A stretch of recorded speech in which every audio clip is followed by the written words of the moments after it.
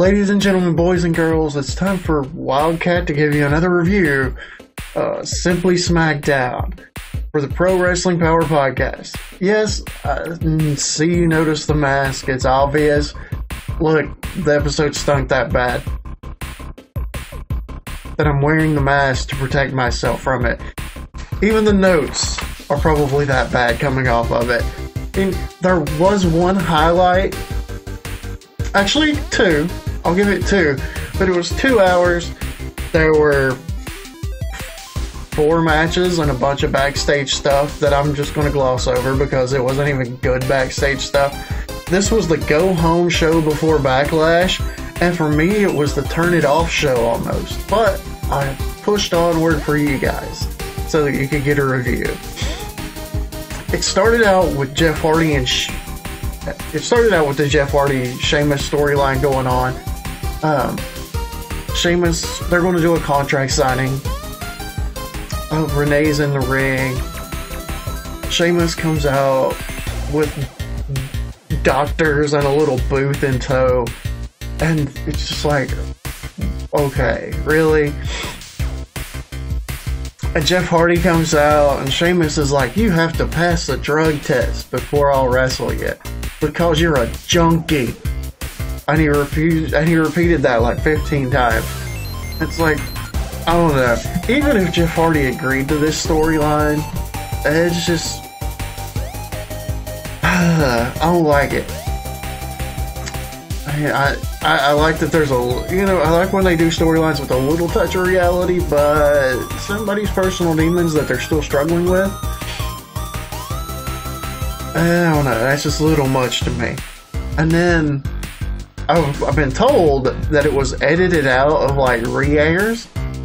Basically, the booth is there so that Jeff Hardy can pee in a container so that they can immediately test his urine. And they're doing this in the ring. Because, of course they are. So, Jeff does it, and it's getting tested, and he gets mad, and he just throws it in Sheamus's face. And, we hit Sheamus washing it all off and angry and just yelling and, being ready to kill. And the doctor come in and be like, oh, by the way, he was clean. So, yeah, or yay for story at Backlash. And there was a couple, and like, Sheamus is like doing little don't do drugs. Drugs are bad. Don't be a junkie. That kind of stuff for the camera. And it's like, really? Why? Why are we doing this? Then, we got the New Day versus Sheamus and the New Day versus Nakamura and Cesaro. Wow. My notes. I don't even know why. But, really cool moment. The New Day came out and did the knee and fist salute from it's a recreation of the Olympics from the 60s or 70s. I forget the year, but it was a really cool moment to see these guys who are usually all crazy silly come out and have a serious moment based on what's going on in America right now. It was solid. For some reason, these 4 don't have great ring chemistry, which is crazy because they're that good of, they're usually fantastic performers. And it just seemed odd. The thing to take from this, though, is I've been begging for it for a long time. Nakamura and Cesaro got the win after a really sketchy looking so Kofi comes off the top rope, Nakamura catches him with the knee and then rolls him up for the pin, and it just wasn't very fluid. It looked like it might be on Botchamania. It might not have been that bad, but it looked awkward. But congratulations, Nakamura and Cesaro. You finally got a win on TV this year, I believe. I think that's the first one. Ooh. And there's some backstage segment with Tucky and Mandy Rose and Otis, and they're just talking about the 6-man tag that's going to take place later tonight on the Superstation. We did get a really, really, really good Intercontinental Championship champion video, you know, rolling through the different champions of the past and everything, and they talk about the difference between AJ and Daniel Bryan in storyline.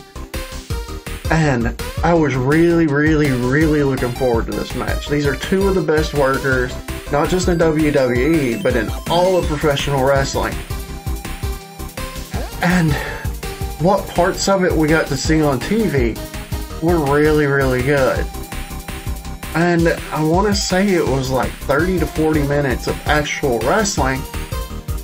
But whenever you took a break for a commercial every 8 minutes, you couldn't get invested. Like, it was so hard to actually stay invested in this match. And these guys deserve so much better. Look, I know you're doing the greatest wrestling match ever between Edge and Randy Orton, and I'm beginning to think that the reason this match was shoehorned into the Friday Night Smackdown before was you knew how good this was actually going to be. And you can't have the greatest wrestling match ever not even be the best match on the card, which is probably what would have ended up happening. So, yes, the parts I got to see were good, but it was just really hard to get emotionally invested. So I was disappointed. I didn't really. It's neither of the performers' fault. AJ Styles wins. There was, you know, good storytelling. Great psychology. They were working on arms and knees, and it was old-fashioned. There was some chain wrestling. I mean, it felt like, if you remember, if you're old enough to remember back in the day when they had those Bret Hart, Chris Benoit, Dean Malenko, those guys, it honestly felt like an old-school Bret Hart, Chris Benoit type match. That they would just counter each other. They knew each other so well. They would work body parts. It was what we saw was good, but the commercials ruined it. So, I get you're trying to protect your pay-per-view, but these guys deserve better. They also deserve better than a mid-card championship, but that's a rant for another day. Of course, we get Bayley and Sasha in the ring. They're celebrating that they have 3 belts between them now. And it gets to a point where Bayley's about to... She's about to mention a poem. Read a poem that she wrote to Sasha Banks.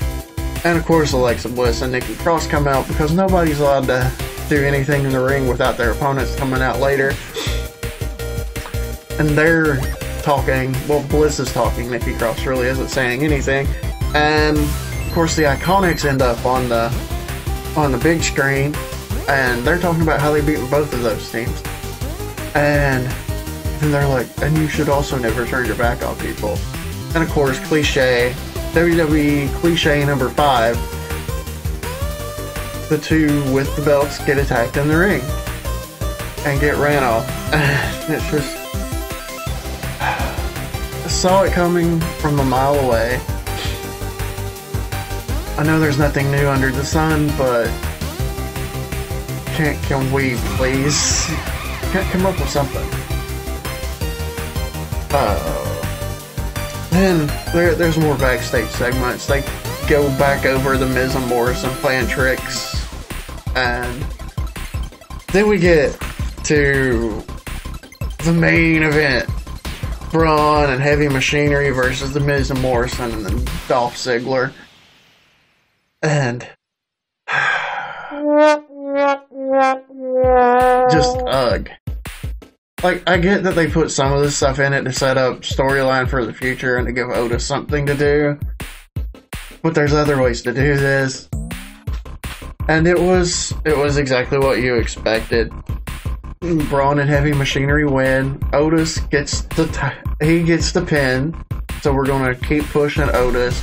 In the middle of the match, Otis ran to the back because King Corbin was talking to Mandy Rose in the back and, you know, telling her that he fantasized about her and stuff like that. It's like, really? Just really? You know, both teams got a little offense in.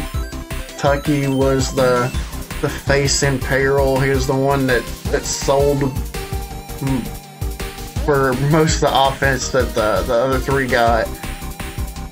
We got Braun doing his big train run around the side and just murderizing people. And then we saw the Caterpillar from Otis, and he got the pin.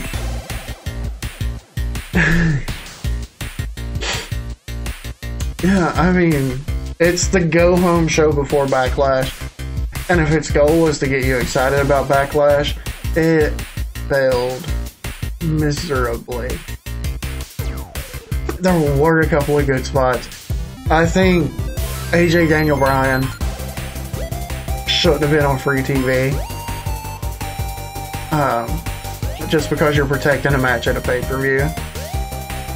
I'm sad that I should be excited that the New Day was beaten by Nakamura and Cesaro, and we're finally doing something with Nakamura and Cesaro, but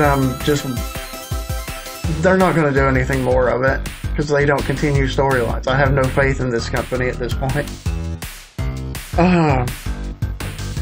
Yeah, hopefully they prove me wrong. If you guys like the show, I mean, there's no accounting for taste sometimes. Tell me I'm wrong. Throw a comment down here. Please like, subscribe. Thank you guys.